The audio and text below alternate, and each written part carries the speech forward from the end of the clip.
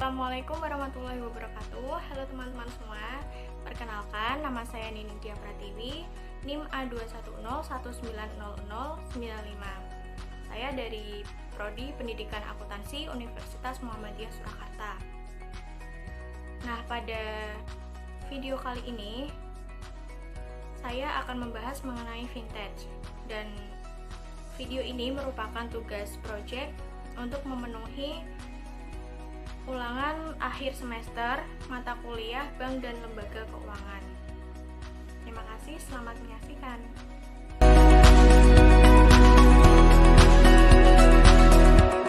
Yang pertama, pengertian dari vintage. Apa sih vintage itu? Vintage merupakan singkatan dari financial technology.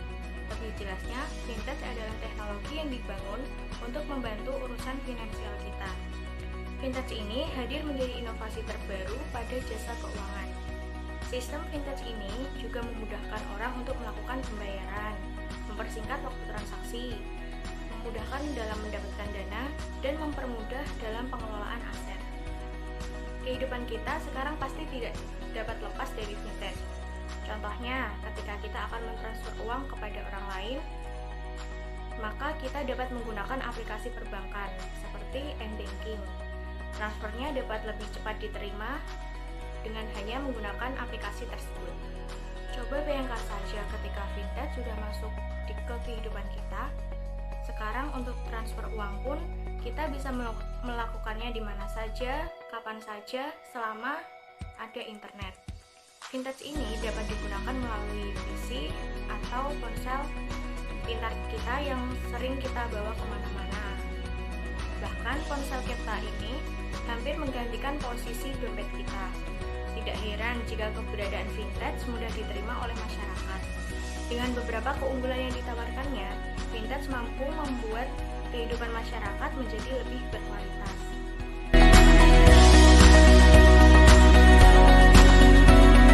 Bahasan selanjutnya adalah mengapa harus vintage. Jadi alasan kita menggunakan aplikasi vintage ini adalah: pertama, masyarakat tidak dapat dilayani industri keuangan tradisional, seperti adanya keterbatasan industri perbankan dalam melayani masyarakat di daerah tertentu. Kemudian, yang kedua adalah perbankan lebih terikat dengan aturan yang lebih ketat.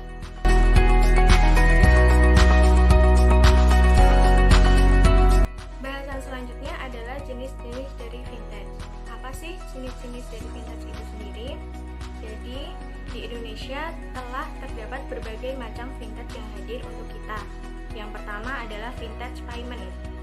Teknologi finansial jenis ini mempermudah kita dalam melakukan berbagai macam pembayaran, misalnya dari membayar tagihan sehari-hari, belanja online, hingga membayar cicilan. Selain itu, dalam transaksi payment ini juga dapat dilakukan transaksi online. Transaksi online ini di mana transaksi yang kita lakukan secara langsung dari penjual ke pembeli. Kita berbelanja ke supermarket, kemudian menggunakan aplikasi financial payment ini. Dengan menggunakan aplikasi ini, kita tidak perlu lagi menyiapkan uang tunai atau memikirkan uang kembalian yang biasanya kembali dalam bentuk permen. Kemudian yang kedua ada vintage crowdfunding. Teknologi finansial jenis ini mempertemukan kita dalam membutuhkan dana dan kita yang memberikan dana. Dengan adanya vintage ini, mereka yang membutuhkan dana bisa mendapatkan dana sesuai dengan kebutuhan, sedangkan mereka yang memberikan dana bisa mendulang keuntungan. Jadi kedua-duanya sama-sama merasakan manfaatnya.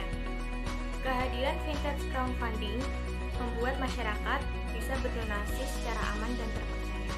Ketiga adalah vintage market aggregator. Ketika kita bingung ingin memilih produk keuangan yang tepat, kita dapat mencari tahunya melalui jenis vintage ini. Nah, kita dapat memanfaatkan vintage ini untuk mencari informasi produk keuangan yang menarik.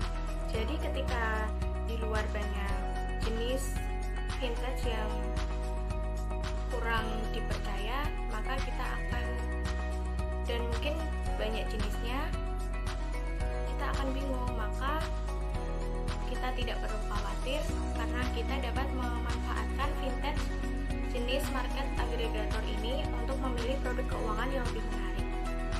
Selanjutnya yang keempat adalah vintage investment. Vintage ini memudahkan kita untuk melakukan investasi dengan berbagai macam instrumen, mulai dari reksadana, emas, valuta asing, saham, dan yang lainnya. Tidak dapat dipungkiri bahwa vintage jenis ini membuat masyarakat lebih melek investasi. Vintage ini membuat siapa saja jadi dapat berinvestasi.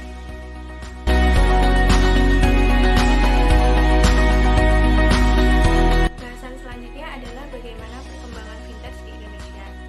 Jadi, bagaimana sih perkembangan vintage di Indonesia ini?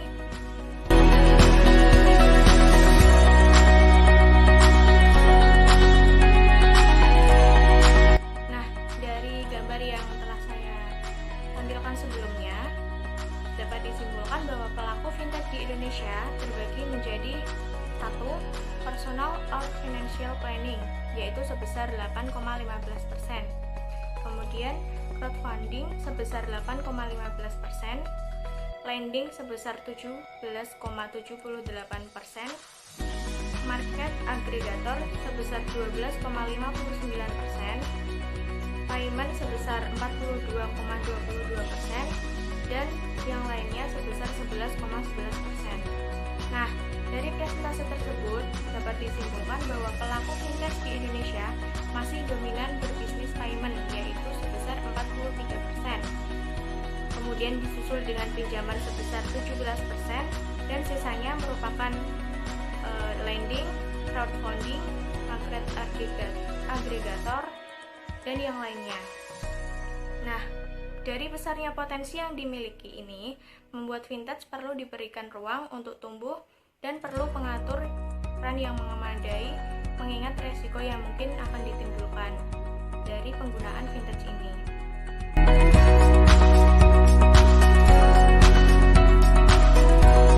Selanjutnya ada produk-produk dari vintage. Contoh produk dari vintage antara lain 1. Bank digital. Saat ini bank pun telah berkembang menjadi merambah ke dunia digital. Bukan hanya saja kita harus datang ke bank, kemudian kita dapat melakukan transaksi atau lainnya. Jadi untuk membuka rekening bank, kita tidak perlu mendatangi bank secara langsung. Kita dapat mengajukan pembukaan rekening melalui internet. Kemudian buku tabungan dan ATM akan dikirimkan ke alamat kita. Cara ini tentu akan disukai oleh banyak masyarakat karena lebih cepat dan lebih praktis. Yang kedua ada P2 lending. P2 lending adalah contoh produk vintage yang sedang populer saat ini. Kita dapat menjadi pendana jika ingin meraih keuntungan atau menjadi peminjam ketika membutuhkan modal. Contoh dari P2 lending ini adalah modal rakyat yang menjadi tempat bertemu antara pelaku UMKM dan para investor. Nah, dari jenis vintage P2P lending ini terdapat satu PT yang saya ketahui yaitu PT Amarta. Jadi PT Amarta ini melakukan membantu UMKM yang berada di daerah-daerah tertentu yang notabene-nya itu masih pelosok untuk memberikan modal kepada para ibu-ibu rumah tangga agar ibu-ibu rumah tangga tersebut mempunyai usaha kecil-kecilan dan diharapkan dapat menyejahterakan kehidupannya. Dompet digital juga bukan produk keuangan yang asing bagi kita. Dompet digital ini banyak jenisnya. Kita dapat membayar apa saja dengan dompet digital ini, mulai dari membayar ojek online, membayar barang belanjaan, membayar tagihan sehari-hari, membayar untuk kepentingan investasi, dan masih banyak lagi. Jadi dompet digital ini biasa kita pakai atau kita gunakan dalam bentuk aplikasi Dana. Kemudian ditambah lagi dengan teknologi QRIS yang dibuat oleh Bank Indonesia. Jadi kita tidak perlu mengunduh banyak dompet digital. Walaupun di ponsel kita hanya ada satu dompet digital, kita dapat melakukan pembayaran di merchant apapun yang sudah menggunakan teknologi QRIS ini. Selanjutnya ada asuransi online. Berbagai macam jenis asuransi sekarang ini juga dapat diajukan secara online. Asuransi membantu kita dalam menanggulangi resiko yang bisa saja terjadi atau menimpa kita, mulai dari resiko kecelakaan, resiko terkena penyakit, resiko kebakaran, resiko meninggal, dan masih banyak lagi asuransi yang penting untuk kehidupan kita. Dan yang kelima ada pinjaman online. Pinjaman online merupakan salah satu produk fintech yang sering sekali dimanfaatkan oleh banyak masyarakat yang membutuhkan. Biasanya kita tidak memerlukan jaminan untuk meminjam karena pinjaman yang diberikan terbatas untuk kebutuhan harian. Pembayarannya pun tergantung dalam jangka waktu yang telah ditentukan.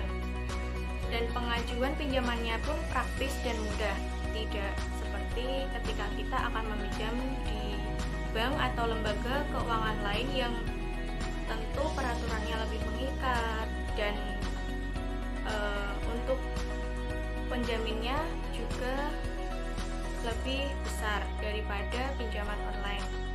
Tetapi akan lebih baik jika kita juga memilih dan berhati-hati dalam menggunakan contoh produk fintech dari pinjaman online ini.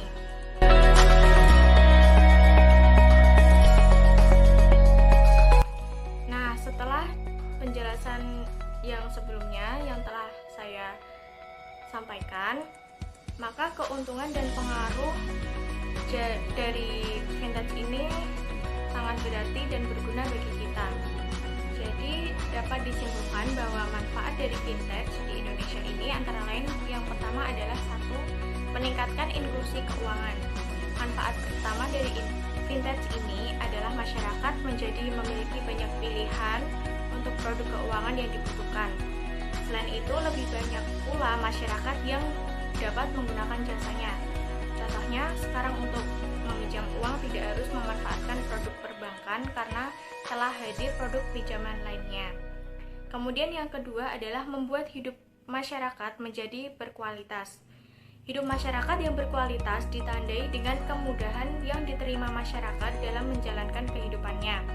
Contoh, sekarang ketika kita ingin naik ojek, kita tidak harus mendatangi pangkalan ojek tersebut.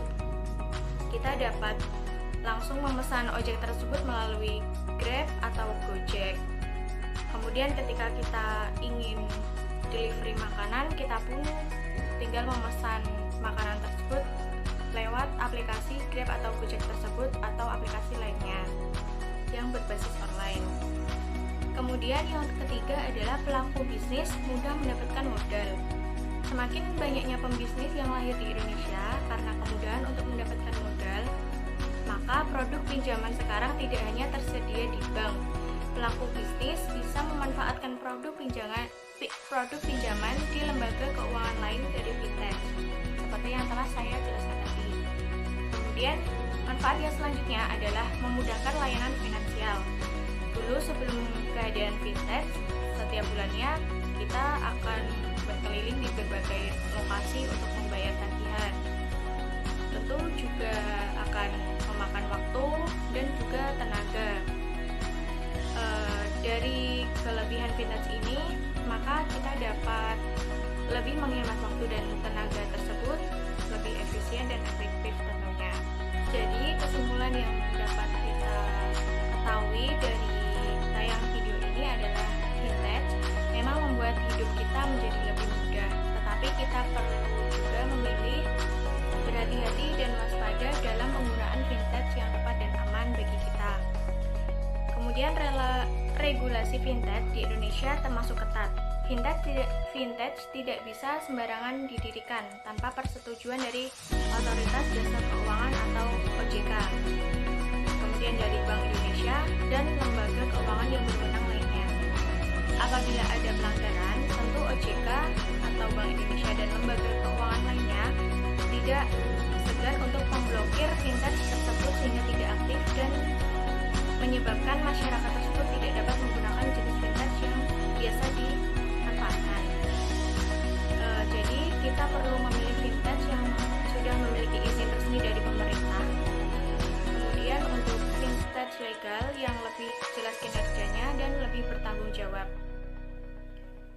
Demikian penjelasan mengenai vintage di Indonesia dari saya. Kurang lebihnya saya mohon maaf apabila ada kesalahan kata. Sekian dan terima kasih. Wassalamualaikum warahmatullahi wabarakatuh.